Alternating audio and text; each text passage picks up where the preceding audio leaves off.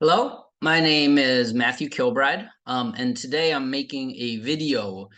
This is for Module 5 of Moreland, and I'm talking about disaggregating data for the purposes of classroom groupings, differentiation, and instruction.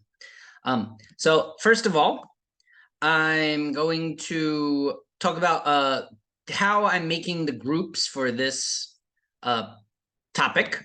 And first, I want to move over to my Excel sheet. And on the Excel sheet, so this is the Moreland data, the data that Moreland provided.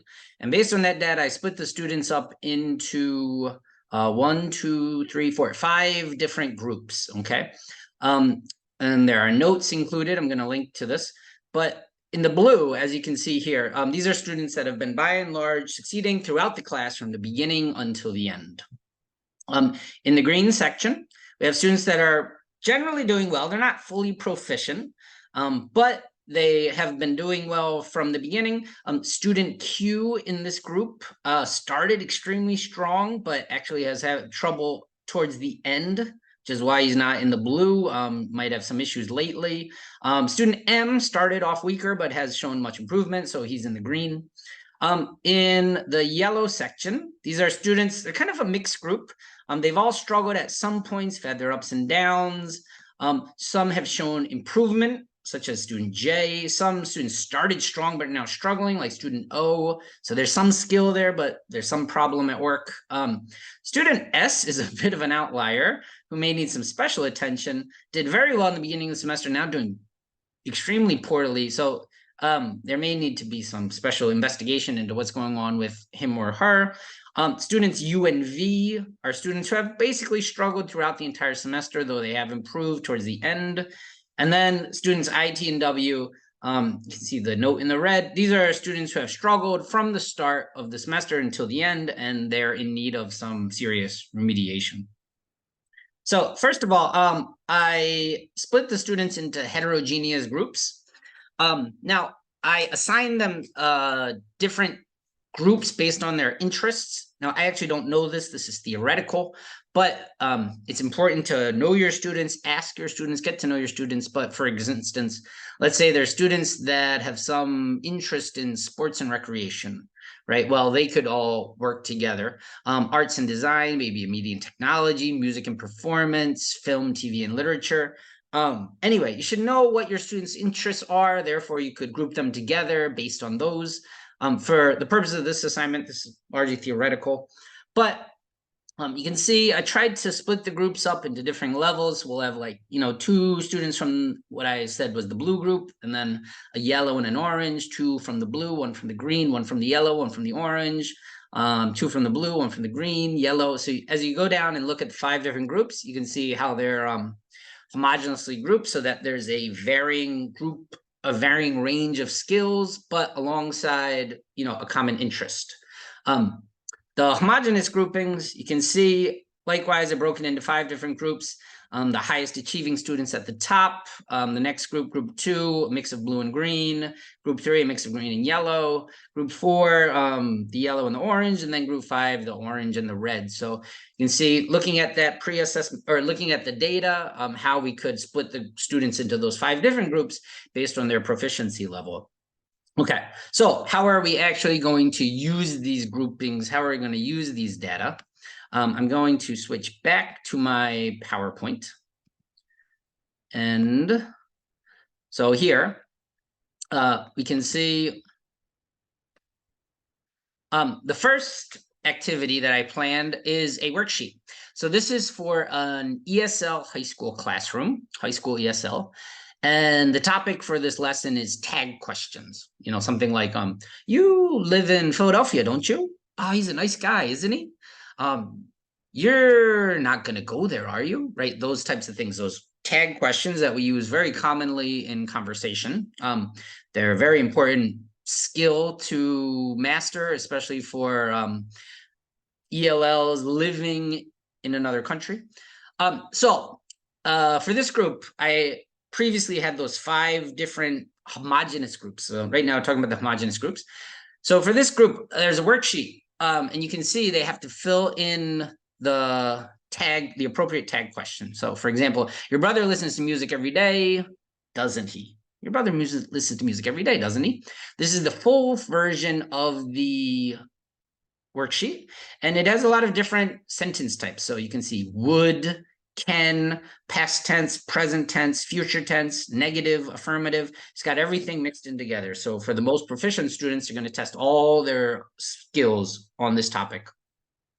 For the second group down, the original one back here, it had originally 20, you can't see them, but here it cuts off at 15. So there are less questions and there are fewer sentence types, specifically those things like you wouldn't want to go there, would you? Right? Those kind of would, could, should. We're mostly focusing on the simple present, the simple past, and the simple future. So again, these are students are doing fairly well. They can answer the questions themselves, but just to simplify it and make things a bit simpler for them, while still mastering the skill in question. Now, for the lower level students, we could have the same questions, but rather than them having to fill it out for themselves, you can give them a multiple choice option, okay? Also give them less numbers. And, in theory, you can see how this type of worksheet can be scaled up or scaled down for several different groups of students. So they're all mastering the same skill, they're all meeting the same criteria, but they're doing it at different levels with a different amount of responsibility, okay? So that's a way you could differentiate instruction for different groups in the classroom. And by grouping students in different ways, it'd be very easy to give this version of the worksheet over here, this version of the worksheet over here, this version of the worksheet over here, okay? And you can provide feedback as necessary based on their current proficiency level. For the online adaptation, so this would be a paper document. On the online adaptation, you would include some fillable fields. So, because they can't physically write it on the paper, some physical fields so that students can type the answer into the worksheet, which would make it much easier to complete, okay? And, again, that's on the teacher to know how to create those fields, but there's many YouTube tutorials out there that can teach you how to do that. The second activity, this one, we're talking about the heterogeneous groups, right? The mixed proficiency levels. This actual activity doesn't really bring the student interest into play. We could do that for other activities. But for this one, it's a running dictation. So running dictation, I'm going to briefly describe it. We have two tables, okay? Table 1, there's a list of questions, okay? And then on table 2, there's the answers to those questions, okay? And students have to go from table 1 to table 2 in order to ascertain what the answers are, come back, and then they have to record what those answers are, okay? And now students are going to take different roles where they're guessing what the answers are, they go find out, they come back and reply, and then another student records the answers, okay? So to give you an example, this would be a question, all right? Which subject does Lisa like? All right, that's Lisa in the middle. You can see mathematics, history, art, and science, right? And students would be familiar with this during the class. One student would say to another student, Lisa likes history, doesn't she?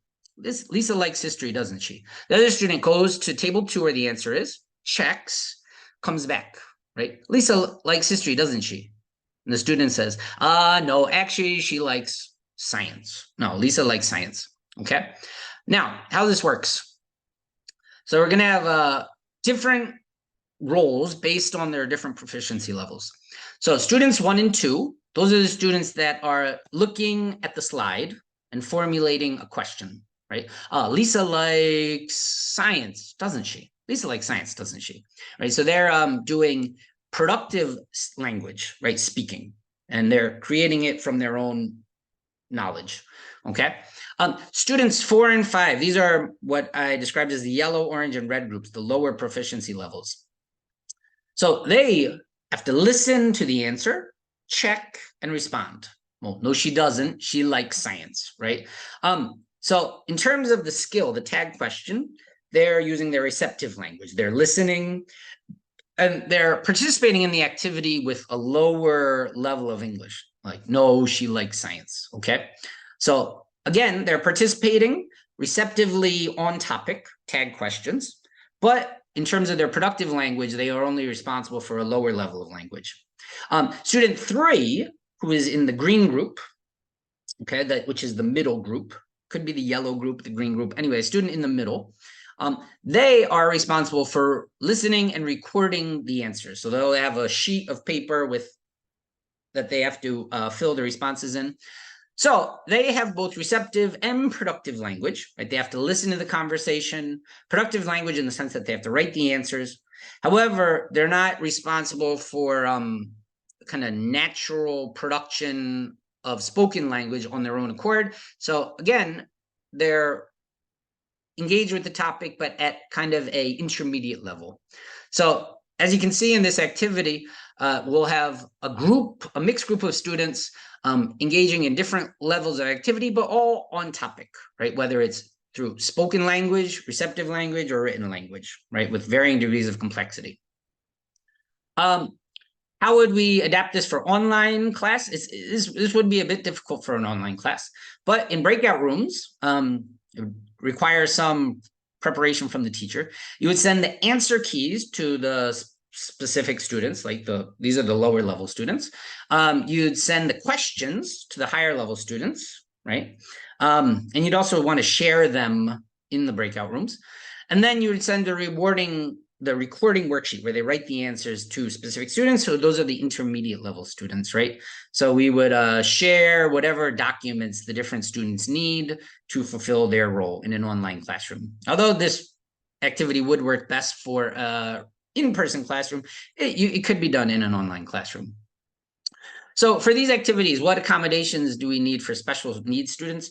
So as I said down at the bottom, I think it's really important that you know what your students' specific needs are, because students can have a lot of special needs and they're all different. But for instance, if we have students with a physical disability and they have to move around the classroom, right, make sure that they're seated such that they can get back and forth, okay?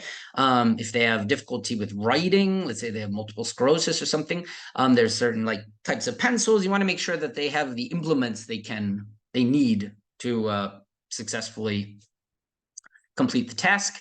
So students with kind of neurological disabilities, like for example, ASD, autistic students, perhaps you could have a separate space, right? If it's a noisy classroom and everyone's talking at the same time, have them to have another space where it's quieter, it's calmer, and there's less worry about sensory overload, that type of thing. Let's say you have a student who has a stuttering issue. Well, allow them to be the recorder, so they're not having to speak in this high pressure role, right? So they can listen and they can do the recording, right? But so allow them to participate with the class in such a way that they can meaningfully participate while accommodating their specific disability. So also for ELLs, now this is an ESL activity, so the whole thing is for ESLs, but specifically with ELLs, we always want to model, okay? As the teacher, model what they're going to do beforehand so they can physically see it. Don't just rely on a verbal explanation. If you're using a PowerPoint to explain it, use limited text. Don't go overboard on the text. You want to use underlying, bold colors, etc., to emphasize the main points so they understand. I do think it's important not to go crazy with this, where there's all these colors, all this bold, and actually there's so much emphasis that it's hard to know what's going on, right? Be very selective with how you do that, but make it clear what the main points are visually. And if possible, or if it's appropriate, perhaps there's some mother tongue, native language support that you can give the students. Then that could be good if it's going to help them complete the task. Okay, so like that, you can see how we could use different groups to complete certain activities, how we could use homogeneous versus heterogeneous groups, how those could be adapted online, and how they could be adapted for our ELLs and our special needs students. I will include links to this Excel sheet and links to these activities in my assignment. But thank you for watching, and I hope you enjoyed. All right, bye-bye.